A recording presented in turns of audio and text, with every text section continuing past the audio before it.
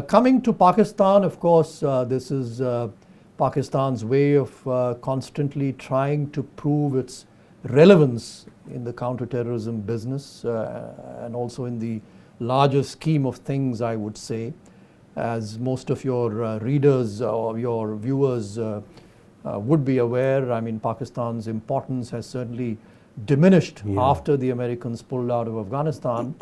So there was the killing of Dr. Ayman al-Zawahiri in Kabul. He was killed in an American drone strike. There, of course, Pakistan's role was not acknowledged in any manner. But I think there are a lot of people who feel that Pakistan possibly did have a role directly or indirectly in allowing the use of its airspace for the Americans to conduct that strike. But here in the case of Sharifullah, of course, it's far more explicit and it has been directly acknowledged by the Americans at the highest level. So clearly, I mean, this is all part of Pakistan's effort, a desperate effort, if one may say so, to constantly sort of demonstrate or prove their relevance. But the point is Pakistan's record. I mean, one almost is tempted to think that we've been through all this before. Yeah, absolutely. And if you recall the old days, during the now, of course, for the Americans and for many other countries, Islamic State, Daesh is the highest counterterrorism priority.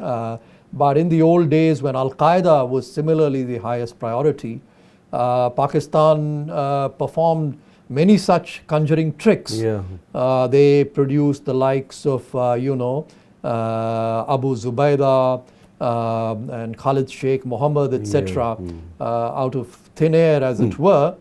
But what were they doing on the side? All the while they served up these high-value targets to the Americans periodically, they did two or three things. One, they carefully preserved Osama bin Laden in Abbottabad, where under the nose of the Pakistan, or under the very nose of the Pakistan military, from where he was, if you go by the accounts of the American investigative journalist Carlotta Gall, he was in touch with the likes of Hafiz Mohammad Saeed and Maulana Fazlur Rahman Khalil of the Harkatul Mujahideen from that hideout in Abbottabad.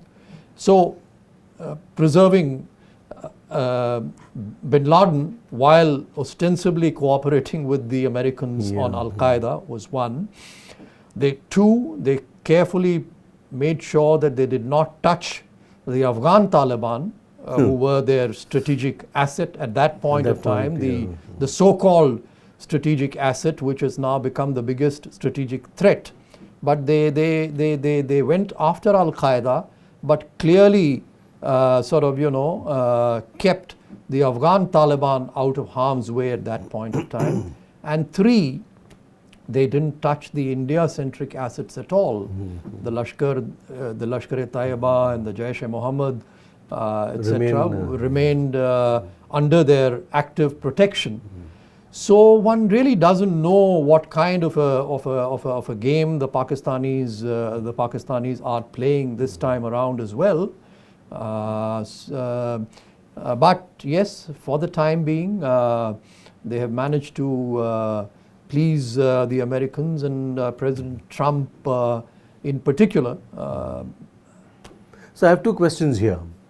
In that mess of Afghanistan, Pakistan, the myriad terror groups and all, how does one identify that Sharifullah was involved in this kind of bombing? Logari did this. Who does it? How is it done on the ground? Clearly you need assets on the ground to identify these people, isn't it? Yes, I mean, all this, of course, is intelligence work. There would be human assets, and there would also, I'm sure, be quite a lot of technical collection, because much of the online recruitment, radicalization, recruitment, guidance, financial transfers, operational planning, operational guidance, etc., particularly in today's world, takes place online. Yeah. So while these things offer great opportunities for terrorist organizations, for, as I said, for recruitment, for for financing, for guidance and planning and direction, etc., they similarly offer opportunities to the intelligence organizations of the world as well. So I'm sure quite a lot of intelligence would be collected by intelligence agencies all over the world against targets like the Islamic State, in cyberspace as well.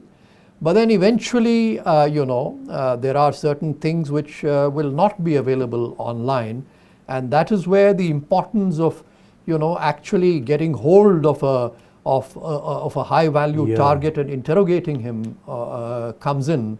So this is where people like, Sharifullah will be gold mines to whoever gets their hands on him.